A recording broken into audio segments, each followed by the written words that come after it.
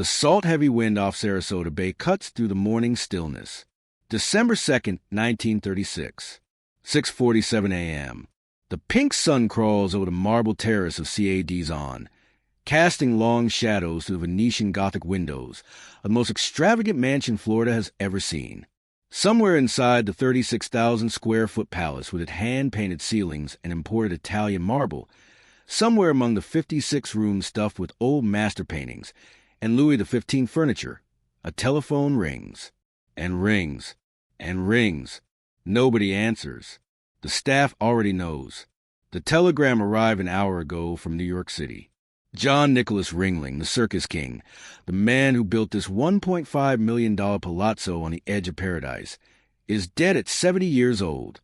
Pneumonia, they'll say. But that's not what killed him. What killed John Ringling was watching his empire crumble, watching his fortune evaporate like morning dew, watching his beloved wife Mabel die in his arms 7 years earlier while he stood powerless. The greatest showman in American history died with exactly $311 in his bank account, his mansion mortgaged to the hilt, his circus stolen by backstabbers, his name dragged through divorce courts like a carnival sideshow. Look closely at the mansion now. Those tall windows reflect nothing but clouds. The marble terrace where champagne once flowed like the Trevi Fountain sits empty except for dead leaves. The tower with its crimson Spanish tiles stands like a tombstone against the sky. Say, Dizon means House of John in Venetian dialect. But John doesn't live here anymore. He died alone in a New York apartment, 1,200 miles from the palace he built to protect the woman he loved. The irony would make Shakespeare weep. This man who spent $100 million in today's dollars building a monument to eternal love couldn't afford to turn on the lights in his final days. But the story doesn't begin with death. It never does. The story begins 50 years earlier, in a place so different from this Italian fantasy that you'd think we're talking about two separate universes. The story begins in the mud and manure of McGregor, Iowa, where a German immigrant son learned that if you want to escape poverty, you'd better learn how to sell people their dreams. John Nicholas Ringling entered this world on May 31st, 1866, the fifth son of August Rundling, a harness maker who couldn't make a living making harnesses. August had fled Prussia with his wife Marie Salome Juliard, carrying nothing but hope and a strong back. They settled in McGregor, a Mississippi River town where mud was the main industry and mosquitoes were the workforce. The Rundling family Americanized their name to Ringling because customers couldn't pronounce anything that sounded too German, and Germans weren't popular after the Civil War. 7 boys, 1 girl, a 2-room cabin with a leaking roof. Dinner was whatever you could catch, grow, or steal. August Ringling worked 16-hour days in his harness shop, his fingers bleeding from stitching leather, and still couldn't feed his children. The boys wore clothes made from flour sacks. They shared beds, 3 to a mattress. In winter, the cold came through the walls like knives. John watched his father break himself on the wheel of poverty. He watched his mother age 20 years and 5. He made himself a promise, the kind of promise desperate children make when they realize God isn't going to save them. I will never be poor again. I will never watch someone I love go hungry. I will build something so big, so magnificent, that poverty will never find me. He just didn't know yet that you can't outrun fate. You can only postpone it. The Ringling boys discovered show business the way sailors discover the ocean desperate for something bigger than the land that's crushing them. In 1870, a traveling circus came through McGregor, not the massive 3-ring spectaculars that would later bear the Ringling name. This was a ragged collection of worn-out performers, a tired elephant, and a man in a top hat who promised wonders of the world. Young John, barely 4 years old, watched through a tent flap because his father couldn't afford the 10-cent admission. He saw trapeze artists flying through torchlight. He saw a man swallow fire. He saw the audience's faces transformed by wonder, by magic, by the temporary escape from lives as crushing as his own. That's when John understood. People will pay money to forget their troubles. People will pay money to dream. And if you can give them that dream, if you can be the architect of their escape, you'll never be poor again. The Ringling brothers started small. In 1884, when John was 18, he and his brothers Al, Otto, Alf T., and Charles launched their first show, They called it Ringling Brothers Classic and Comic Concert. Classic and comic were generous words for what was essentially a traveling variety show performed in church basements and town halls throughout the Midwest. John played the clown. Al played the trombone badly. Otto juggled pins and told jokes that weren't funny. They traveled in a broken-down wagon pulled by a horse that was one meal away from the glue factory. But they had something their competitors didn't have. Hunger. The kind of hunger that makes you sleep in barns and eat once a day and perform 7 shows a week in towns, so small they don't have names. The kind of hunger that makes you promise yourself that someday, you'll have a mansion on the water and a wife who wears diamonds and a life where nobody can ever call you poor again. By 1888, the Ringling Brothers had scraped together enough money to buy a real circus. Not a big one. Just a scraggly collection of performers, some animals, a patched tent. But it was theirs. John, now 22, took control of the business side. He had a genius for logistics, for moving shows from town to town, for squeezing profit from razor-thin margins. He could negotiate railroad contracts that would make a Wall Street banker weep with envy. He could look at a town and know within minutes whether it was worth setting up the tent. But more than anything, John Ringling understood desire. He understood that people didn't come to the circus to see elephants. They came to see something impossible. They came to see their own lives transformed, if only for 2 hours, into something magical. So he gave them magic. He gave them spectacle. He gave them the greatest show on earth, though he'd have to buy that slogan later from P.T. Barnum. By 1895, the Ringling Brothers Circus had grown into a railroad show, traveling on its own trains, playing to packed audiences in major cities. John was 29 years old and on his way to becoming one of the wealthiest men in America. Money flowed like a river after storm. Money bought him custom-tailored suits and Cuban cigars and a private rail car with mahogany walls and crystal chandeliers. Money bought him respect, fear, power. But money couldn't buy him Mabel. She entered his life like a comet, unexpected, brilliant, gone too soon. Mabel Burton was born in 1875 in Ohio, the daughter of a businessman who gave her something rare for women of her era, freedom.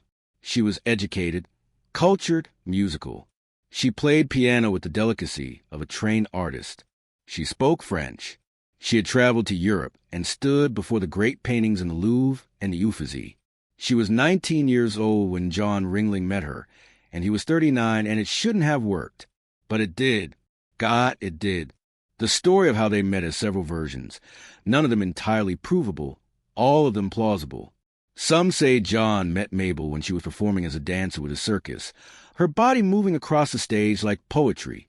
Others say they met at a hotel in Hoboken, New Jersey, where she was staying with her family. The most likely version is both.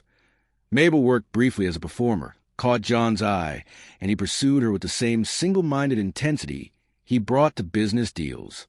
They married on December 31st, 1905. John was 39. Mabel was 30. The wedding was small, private, almost secretive, as if they both knew that happiness this profound couldn't last, that fate was already preparing its cruelest joke. John gave Mabel everything she wanted. He bought her jewelry, diamonds, emeralds, pearls that cost more than most Americans earned in a decade. He took her to Europe every year, traveling first class on luxury ocean liners, staying in the finest hotels in Paris, Venice, Rome. They dined with European nobility.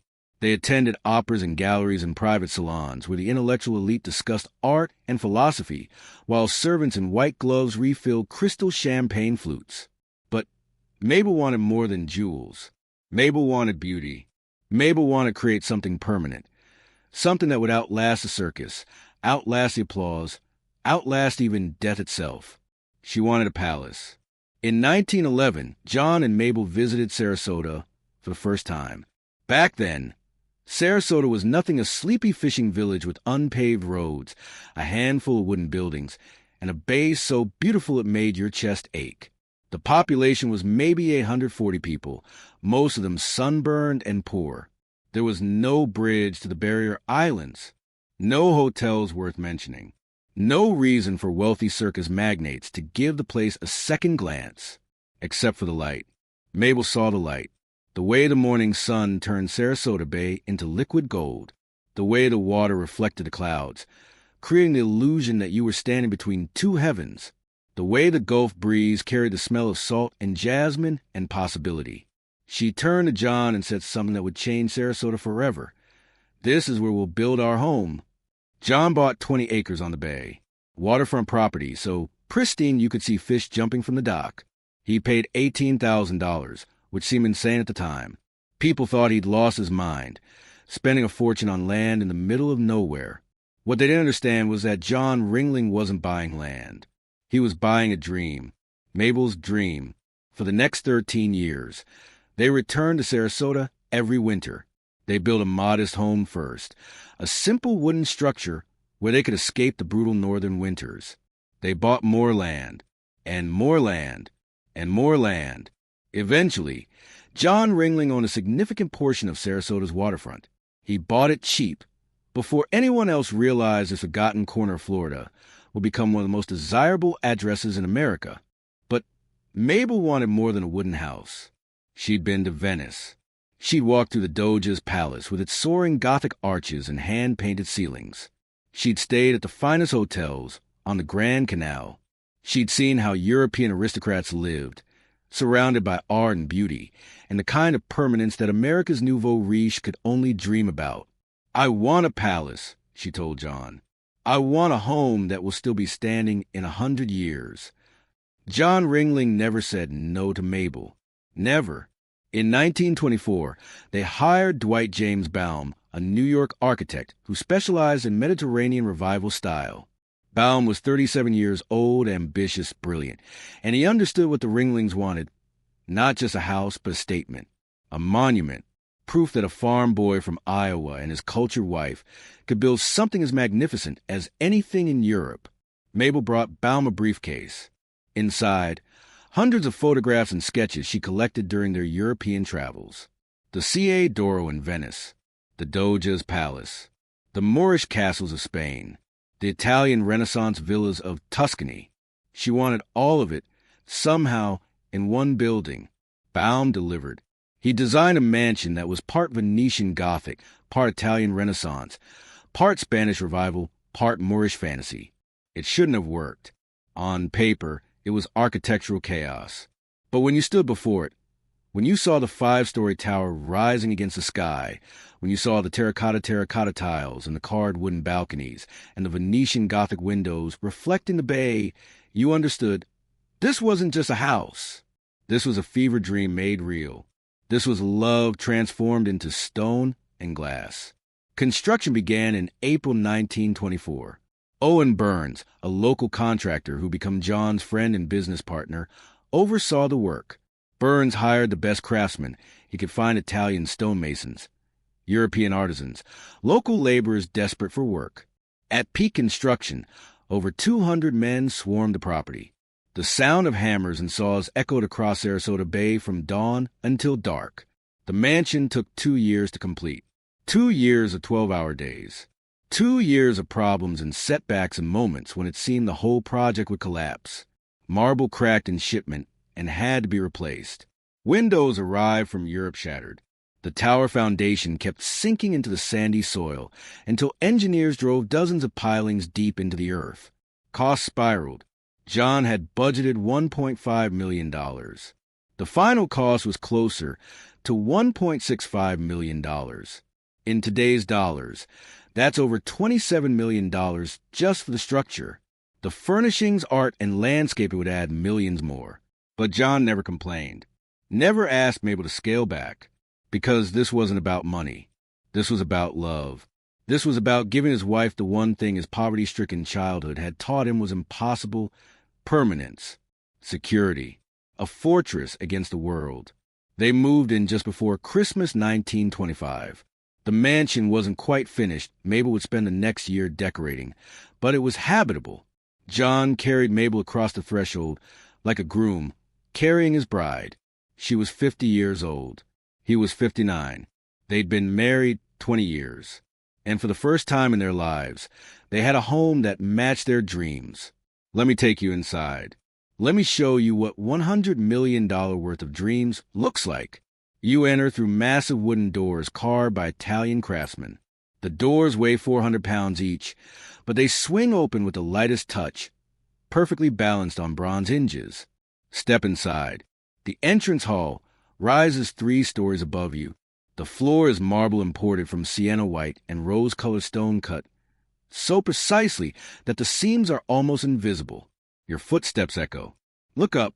The ceiling is painted with frescoes depicting Venetian nobles in gondolas, Renaissance maidens scattering flowers, cherubs playing musical instruments.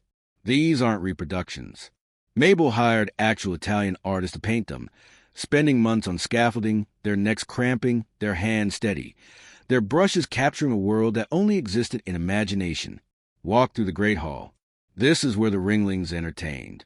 The room is 30 feet wide, 60 feet long. The walls are covered in hand-painted canvas depicting scenes from Italian mythology. The furniture is Louis XV authentic pieces purchased from French estates, upholstered in silk that costs $200 a yard. There's a Steinway grand piano in the corner. It's lit and laid with mother of pearl. Mabel played it every evening, filling the mansion with Chopin and Debussy while John sat in his leather chair, smoking a cigar, listening to the woman he loved transform their palace into music. The ballroom. Oh, the ballroom. 40 feet long, with a ceiling painted by an Italian master named Willy Pogani. The painting depicts dancing figures from different eras: Roman nobles, Renaissance courtiers, 18th century French aristocrats, all dancing together in a timeless celebration. Crystal chandeliers hang from the ceiling, each one containing over 200 hand-cut crystals that catch the light and throw rainbows across the walls. The floor is inlaid walnut and mahogany arranged in geometric patterns, so complex it took craftsmen 3 months to install. Mabel hosted parties here. Elaborate affairs with orchestras and champagne, and guests dressed in the finest clothes money could buy. Sarasota society, the doctors, the lawyers, the wealthy winter residents came in tuxedos and evening gowns. They danced until dawn while servants in white gloves passed silver trays loaded with oysters and caviar and champagne that cost more per bottle than most people earned in a month. But Mabel's favorite room was smaller, more intimate. The music room on the 2nd floor overlooking the bay. This is where she spent her mornings. The room has floor-to-ceiling windows that open onto a balcony.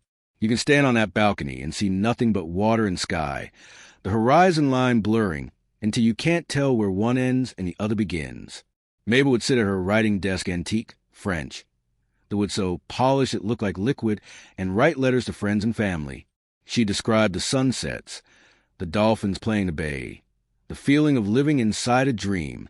John's domain was the bar. He called it the tap room. It's a masculine space dark with paneling, leather chairs, a bar made from carved mahogany that could have come from a London gentleman's club. The bar itself is 15 feet long, backed by a mirror etched with Venetian designs. Behind the bar, shelves lined with crystal decanters filled with whiskey, brandy, gin, rum. John would entertain business associates here.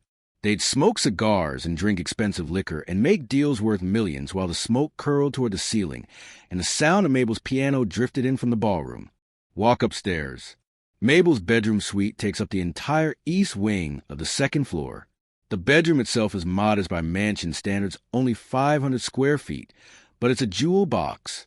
The walls are covered in hand-painted silk depicting gardens and fountains. The furniture is Louis XVI, painted ivory with gold leaf. The bed is a 4-poster canopy draped in silk that Mabel selected in Paris. There's a fireplace faced with hand-painted Portuguese tiles, each one depicting a different flower. The adjoining bathroom has a bathtub carved from a single block of marble, with gold-plated fixtures shaped like dolphins. John's bedroom is across the hall. It's more austere, dark with furniture. No frills. A bed, a dresser, a desk where he worked late into the night, reviewing contracts and financial reports. His bathroom is white tile and chrome, modern for its time, with a shower that had 7 different nozzle settings of luxury when most Americans still bathed in tin tubs. Now walk to the tower. 5 stories tall, accessible only by a narrow spiral staircase. Climb those stairs your hand on the iron railing, your footsteps echoing the confined space, and emerge onto the observation deck at the top. From here you can see for miles. Sarasota Bay stretches below you, glittering in the sun. To the west, the Barrier Islands. To the east, downtown Sarasota, still tiny in 1926. Just a collection of buildings huddled near the bay. To the north and south, nothing but palm trees and water and sky. This is where John came when the weight of empire became too heavy. He climbed these stairs slowly, his legs aching. His health was already failing, and stand at the railing, smoking a cigar, looking out over the empire he'd built. The circus was headquartered in Sarasota now. He'd moved the winter quarters here in 1927, bringing jobs and money and national attention to this forgotten corner of Florida. He owned hotels, banks, railroads. He was developing St. Armand's Key, turning a mosquito-infested sandbar into a luxury destination. He was building the Ritz-Carlton Hotel, the finest in Florida. From this tower, John Ringling could see everything he owned, and for a brief moment, standing here with the wind in his face and the sun on his shoulders, he could forget that fate was preparing to destroy it all. The mansion had everything. Electricity, which was still rare in 1926 Florida. Indoor plumbing, central heating, a hydraulic elevator, an intercom system, a telephone in every major room. These were cutting-edge technologies, the kind of amenities that most Americans wouldn't have for another 2 decades. But technology couldn't protect the Ringlings from what was coming. Nothing could. Life in Say Dizon, for those 3 perfect years, was as close to paradise as mortal humans are allowed. John and Mabel fell into a routine. Winters in Sarasota, summers traveling. They'd spend December through April at the mansion, entertaining friends, enjoying the weather, watching the circus rehearse. In May, they'd board their yacht or their private rail car and head north, following the circus route, spending time in New York, visiting Europe. Their mornings began with breakfast on the marble terrace. They'd sit at a wrought iron table under a canvas awning, eating fresh fruit and pastries, while pelicans duff or fish in the bay. Mabel read the society pages. John read the financial news. They discussed the day's plans. John had meetings with bankers, investors, circus managers. Mabel had her art collecting, her charitable work, her endless quest to find just the right painting or sculpture for the museum they were planning to build next to the mansion. Yes, a museum. Because Mabel didn't just want a beautiful home.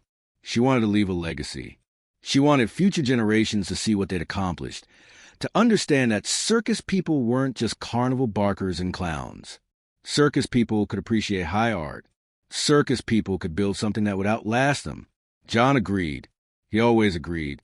He began collecting art seriously in the early 1920s, buying paintings by Rubens, Titian, Van Dyck, Veronese. Not reproductions. Originals. Museum-quality pieces that would have made European aristocrats weep with envy. He spent millions on art. Millions more on the museum building itself, designed in the Italian Renaissance style, with columns and courtyards and galleries that could house hundreds of paintings.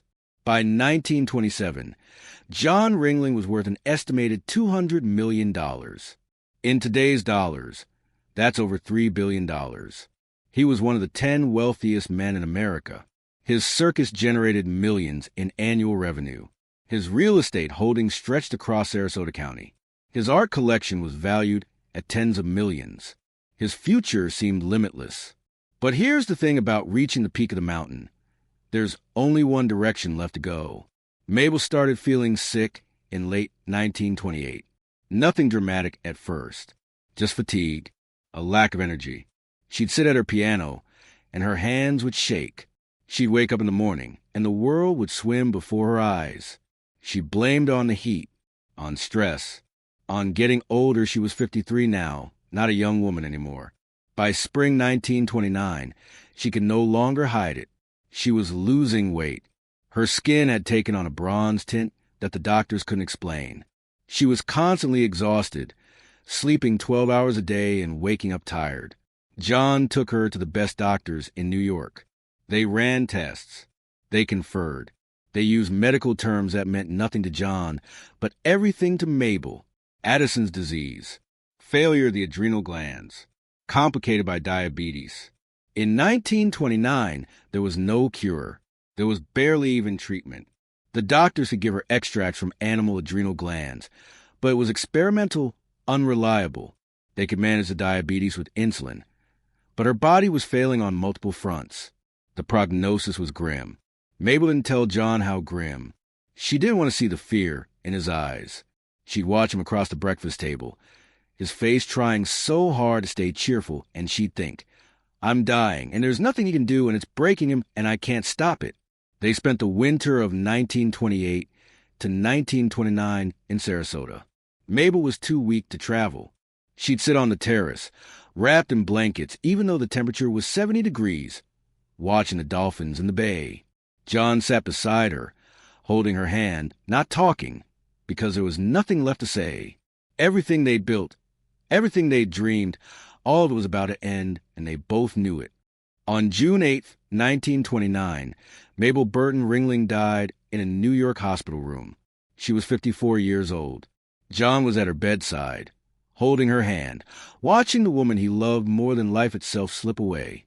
The last thing she said reportedly, according to sources close to the family, was, "Don't let them sell the house, John. Promise me." He promised. Of course he promised. He would have promised to the moon if she'd asked. John brought Mabel's body back to Sarasota. He had her temporarily interred, planning to place her in the crypt he was building at the art museum. But something broke inside him. The man who'd spent his entire life building, expanding, dominating suddenly had no energy for anything. He wandered through Sarasota like a ghost, room after empty room, the silence crushing him. He didn't play the piano, didn't host parties, didn't stand on the terrace and watch the sunsets they'd loved. The mansion became a mausoleum, preserving a happiness that no longer existed. But John Ringling couldn't afford to grieve. Not yet, because while he was sitting in his empty palace, crying over his dead wife, the world was collapsing around him. October 29th, 1929. Black Tuesday. The stock market crashed, wiping out billions in wealth in a single day. The Great Depression began, dragging America into the worst economic catastrophe in its history. John Ringling, who'd spent the 1920s leveraging his fortune to buy more land, more hotels, more circus shows, suddenly found himself dangerously overextended. He'd purchased the American Circus Corporation in 1929 for $1.7 million, financed with loans that seemed reasonable when the economy was booming. Now those loans were due, and the banks wanted their money, and John didn't have it. His real estate empire collapsed. Property values plummeted. The hotels he'd built sat empty. The luxury developments on St. Armand's Key that were supposed to generate millions in profit couldn't attract buyers. The Ritz-Carlton Hotel, his crown jewel, became an anchor dragging him underwater. The circus suffered too. During the Depression, people couldn't afford entertainment. Ticket sales plummeted. The circus that once generated millions in profit was now barely breaking even. John tried to cut costs, slashing salaries, reducing the number of performers, traveling to fewer cities, but it wasn't enough. And then the backstabbing began. Sam Gumpertz, John's friend, John's trusted circus manager, the man John had confided in during Mabel's final days. Gumpertz saw an opportunity. With John weakened by grief and financial troubles, Gumpertz allied with John's creditors and staged a coup. In a series of legal maneuvers that would have impressed Machiavelli, Gumpertz arranged to have John removed as president of Ringling Brothers and Barnum and Bailey Circus, the circus John had spent 40 years building, the circus that bore his family's name. By 1932, John Ringling no longer controlled his own circus. He was persona non grata at the winter quarters in Sarasota. The newspapers that had once praised him now ran articles about his financial troubles. Society matrons who begged for invitations to say, "Dizon now," whisper behind his back. John fought back. He sued Gumpertz. He sued his creditors. He sued anyone he could think to sue. But lawsuits cost money, and money was the one thing John didn't have. At one point, he faced over 100 separate legal actions. His lawyers worked on credit, hoping to get paid if John ever recovered his fortune. He never would. In June 1930, desperate for companionship, and perhaps foolishly hoping to recapture some fragment of happiness, John remarried. His bride was Emily Hogg Buck, a widow from New York with money of her own. John was 64. Emily was 41. They barely knew each other.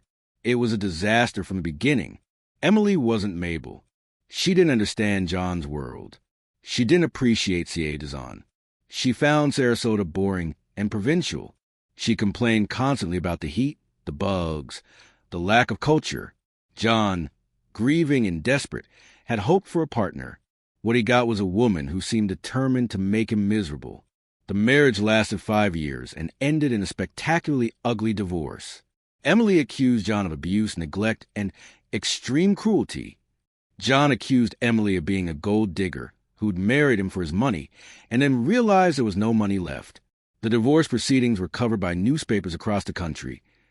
Every humiliating detail splashed across the front pages. When it was finalized in 1936, John amended his will to leave Emily exactly $1. By 1935, John Ringling was a broken man. He was 70 years old. His health was failing multiple ailments, including a blood clot in his leg that left him barely able to walk. His fortune was gone. His circus was gone. His mansions were mortgaged. His art collection was under lien. His second marriage was a toxic disaster. His nephews, John and Henry North, whom he'd once loved like sons, had turned against him, siding with Gumpert's and the creditors. C.A. Dizon, the palace he'd built for Mabel, was scheduled to be sold at auction from the steps of the Sarasota County Courthouse. The date was set, December 1936. John couldn't stop it, couldn't raise the money, couldn't even afford to live in the mansion anymore. He spent most of his time in a modest New York apartment, alone, waiting for death. And death came, December 2nd, 1936. Pneumonia, though his body had been failing for years. He died broke, bitter, forgotten by the world that had once celebrated him. The newspapers ran obituaries, of course, but they focused on his glory days, not his pathetic ending. They didn't mention that the Circus King died with $311 in the bank. They didn't mention that his beloved C.A. Dizon was on the auction block. They didn't mention that he'd spent his final years fighting lawsuits and drowning in debt and crying over a dead wife whose love couldn't save him. John Ringling wanted to be buried next to Mabel in the crypt at the Art Museum. It was his final wish, perhaps the only thing he had left to hope for. But even that was denied. His nephews, now in control of his estate, didn't bring his body back to Sarasota. Not for years. Not until it was convenient. John's body was placed in temporary storage in New Jersey. Temporary. As if anyone cared enough to make it permanent. It would take 15 years before John and Mabel were finally laid to rest together. Not in the grand crypt at the museum, as they planned. That never happened. Instead, they were buried in 1946 in a modest plot on the museum grounds, behind a chain-link fence, with simple markers. A quiet, humble end for people who'd built palaces. Say, Dizon should have been sold, demolished, forgotten. It should have been torn down by creditors and developers, erased like John's fortune and reputation. But fate, which had been so cruel to John Ringling in life, finally showed him mercy in death. John's will, despite his conflict with family, left his entire estate, including the mansion, the art museum, and the art collection, to the people of Florida. It was his way of ensuring that what he and Mabel built wouldn't be destroyed. The state of Florida accepted the gift. In 1946, C.A. Dizon opened the public as a museum, part of the Ringling estate. Today, C.A. Dizon stands exactly as John and Mabel left it. The marble floors still gleam. The frescoed ceilings still inspire awe.